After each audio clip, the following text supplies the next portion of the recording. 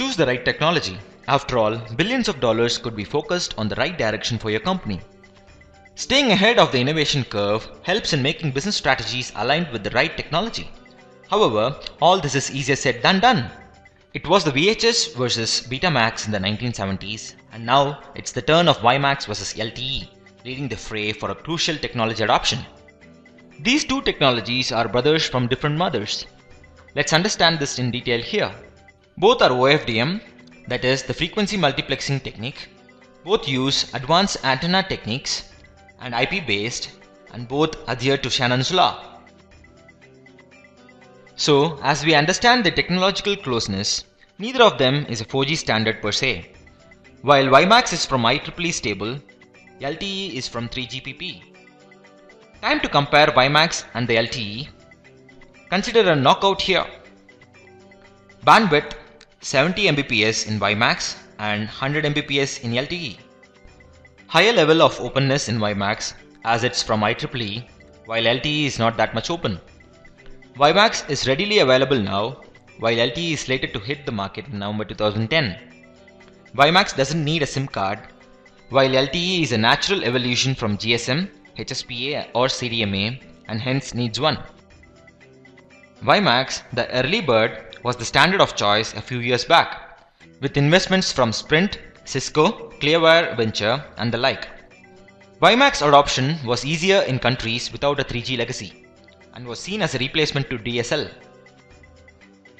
On the other hand, LTE, the challenger, was everyone's bet on the long run, as its more natural upgrade from the existing cellular networks and the presence of HSPA, kind of bridge technology to LTE, was a driver for many carriers. It was only due to the financial crisis that LTE's deployment got delayed to 2011. Remember the knockout? Round 1. Here we go! By the year 2009, WiMAX had a reach of 150 million as Samsung had already deployed WiMAX networks. On the contrary, Cisco and players from Japan were for the LTE. Round 2. Clearwire supports WiMAX as it launches it in the US, so WiMAX has a head start here, while LTE is round the corner when Verizon is expected to roll out on November 15, 2010. Round 3.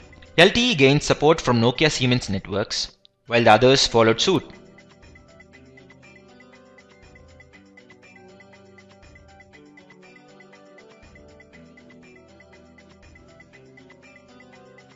Round 4. WiMAX is losing loyals, and clearly everyone started to bet on LTE.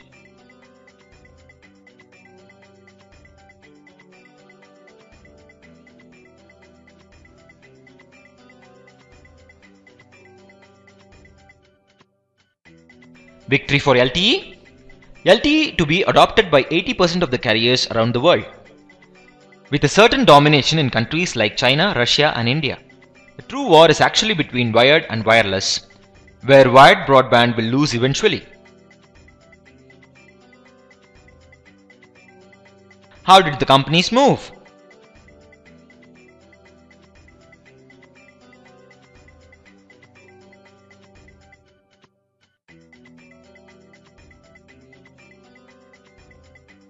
Though Intel had the capabilities of Wi-Fi and WiMAX being its natural extension, it didn't want to miss out on the LTE train in mobile telephony. What's in store for the future? WiMAX is working on WiMAX 2.0, while the differences between WiMAX and LTE is expected to diminish. Learnings. Market forces do matter alongside cost and adoption rates.